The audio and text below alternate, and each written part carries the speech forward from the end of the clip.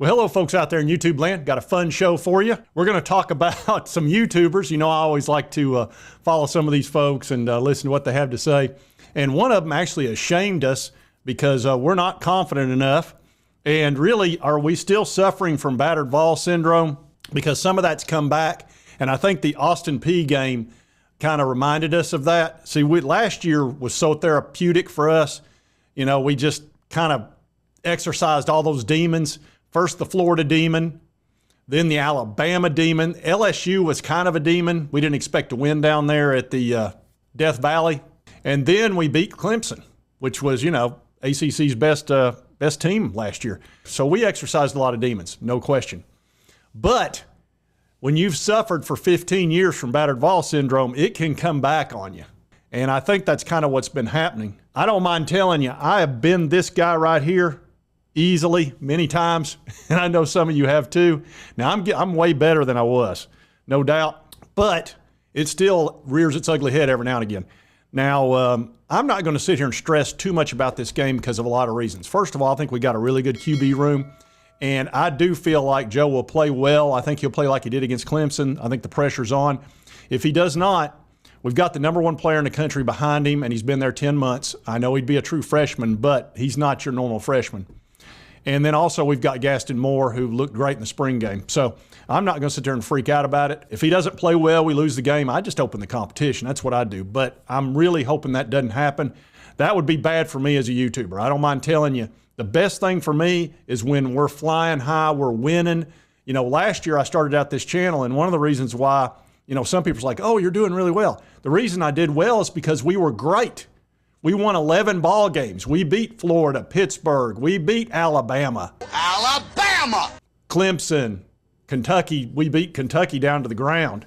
So, and we had a great quarterback who was playing fantastic. I mean, everything was going great. And that really helps a YouTuber. And that's what I want to happen this year, so we continue down that path. Having a problem at quarterback and then having to go through a whole quarterback controversy, I don't want to go through that. That's not good for me. It's not good for me emotionally either. But it is what it is. This is life. Anyway, let's see what some of these YouTubers, one of them, I'll go ahead and I'm going to put out the alert. I know this guy triggers some folks in a major way.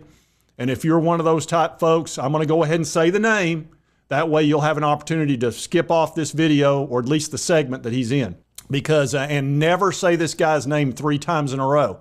Because if you do, he's like Beetlejuice and he'll just show up. But it's Uncle Lou. Yep, Uncle Lou. Let's see what he has to say about the ball game. The Tennessee-Florida game is coming up this weekend, Saturday night at 7 o'clock, and there's this weird kind of thing going on where, for some reason, I'm more confident in Tennessee's ability to win this game than Tennessee fans are.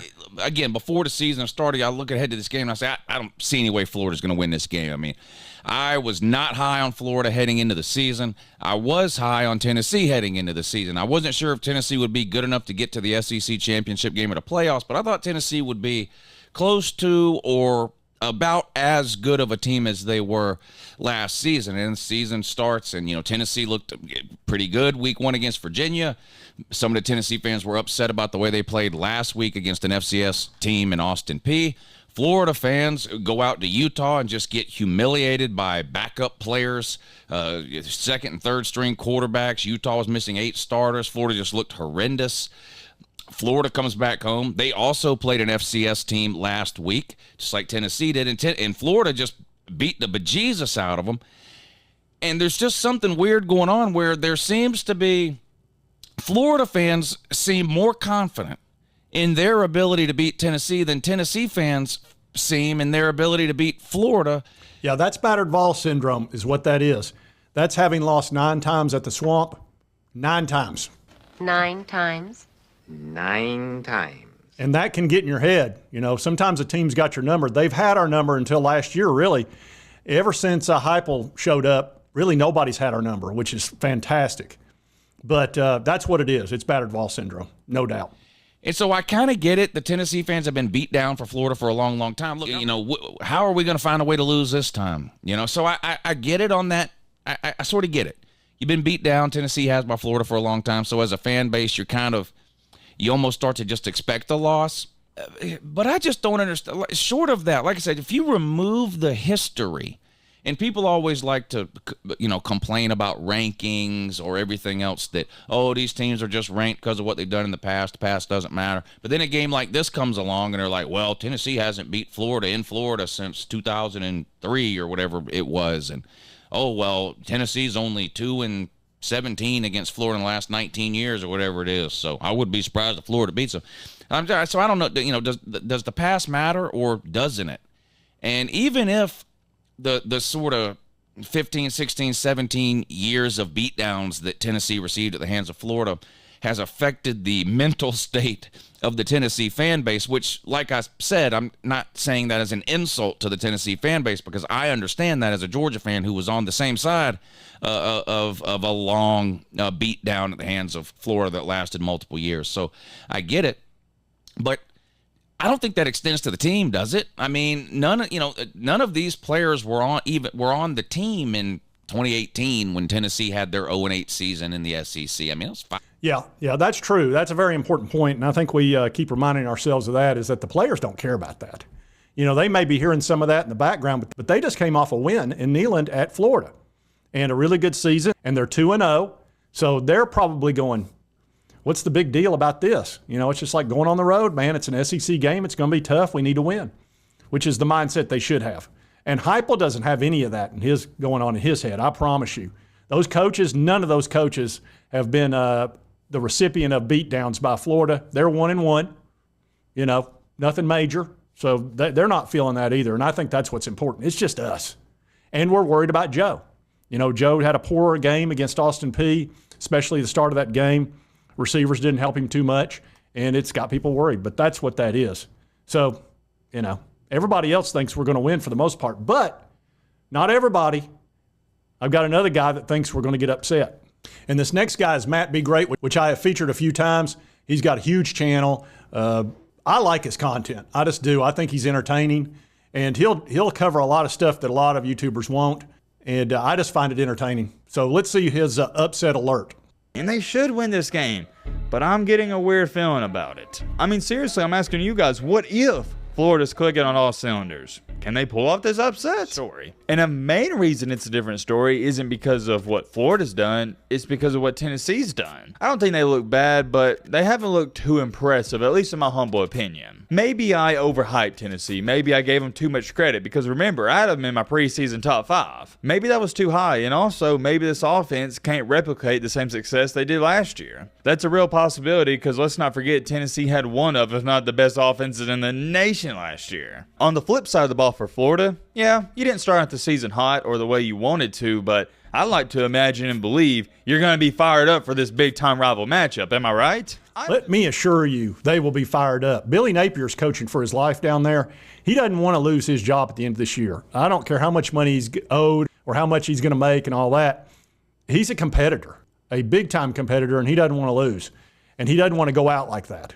That's the thing. He's already got the money. He's already rich. It doesn't make any difference how this plays out. He's rich. His contract's done. He doesn't want to go out as a unsuccessful coach, somebody that they couldn't get it done at the highest level. I mean, it'd be embarrassing and to hurt his pride. And these coaches got one thing in common. They all got a lot of pride. It is time to piss some people off. And I can't even believe I'm about to call this, but I think I am. Tennessee and Florida, they got the prime time slot at 6 p.m. And up until this point, Tennessee in the first couple of games, they've looked, at least to me, a little wishy-washy. And maybe that's due to the fact they don't want to show too much in the first couple of games, and that could be true. Maybe they want to hold all their tricks in the bag until they play Florida. That could be a case. And I want to state this right now. I would not be shocked if Tennessee goes in there and just completely destroys them and it's not even a close game. I could easily see Tennessee going into the swamp and winning 42-10. But, and I have a really big but, it's time for your boy Matt to hit you with some fun facts. Fun fact number 1. In the last 19 meetings, Florida has won 17 of them. How about that? And also, here's the biggest fun fact of them all. Tennessee hasn't won in Gainesville since 2003. Yep, you heard me correctly. I'm going to say it again. And thus the cause of our battered Vols syndrome. Those stats are why. We haven't won since 2003. 9 times we've lost in a row down there. And it's going on 20 years. It's got to end. It's got to end. I was actually down there the last time we won, which is 2003, which is the last time I was down there. So I know how tough it is to win down there. And it's 7 o'clock at night, and they're going to be fueled. I'm telling you, that fan base will be so fired up and so lit and imbibed that it will blow your mind. You fellas been doing a bit of boozing, have you? Sucking back on Grandpa's old cough medicine? No, oh no, sir. Oh, no. That's right. They're going to be sucking back on Grandpa's cough medicine starting about 2 o'clock in the afternoon. And by 7 o'clock, they'll be losing their mind. So there's some interesting opinions. You got one that's confident, and you got the other one that sees an upset coming. Now, here's one. This is a Gator guy, and he had a very interesting take. First down, clock keeps running. You throw for a first down, clock keeps running. Also, when you run the football, you don't run the risk of throwing an incompletion, which would stop the clock. I know that this is not what people want. Like, I know nobody is like, time of possession domination. That's why we're going to win. That's what I want to hear. Everyone wants to hear, oh, we're going to win the game because we're the better football team. I'm not going to tell you that. I do think Florida's going to win this game. I think it'll be like 28-24. And I know that yesterday I had Volunteers fans that were just like, if you're relying on holding our high-octane offense to under 30 points, then boy, buddy, do you have another thing coming. Here's a very important part of that. Shut the hell up. How dare you? Simple as that, because your high-octane offense, it's got potential to be explosive. Explosive and consistency are two different things. Your high-octane offense scored 30 against Austin Peay. Okay? So I don't want to hear, if you need to hold us under 30 to win. I don't think Florida needs to do that. I think Florida will hold Tennessee under 30. I think that Tennessee's offense last year was way better. Okay? It's not like they were scoring 60 on Florida. So I think Tennessee's offense was way better last year. And I think Florida's defense is way better. Florida's defense is way better this year. So that's where I'm like, yeah, obviously it's not ideal to say, oh, yeah, you have to run the football and dominate time of possession in order to win this game, because you want to just say, we're going to win this game, so we're going to show up and just punch them in the mouth repeatedly. Florida will be doing that, but it's not that Florida's just out-manning Tennessee there. It's that Florida needs to run the football and play good defense if they want to win games. They don't have the luxury of going, yeah, we're just going to show up and do what we do and win the football game then. Yep, so there's your opinion, the guy that covers the Gators all the time. And I thought that was pretty interesting. But I've already told you, I'm telling you how this game's going to go. It's going to be an absolute knockdown, drag-out fight. Prediction? Yes, prediction. Pain. And it's going to be rough. In the first quarter, you're going to see guys hit each other so hard, it's going to be ridiculous. It's going to be a little mini Super Bowl, and then we'll see what happens. If Tennessee can get ahead in the first quarter and take the crowd out of it, it won't be as bad. But if they're tied or Florida's ahead, woo, man, they're going to be so fired up. And it's going to stay that way the whole game. But anyway, I just thought it'd be fun to take a look at some of the YouTubers and talk about battered Vols syndrome a little bit.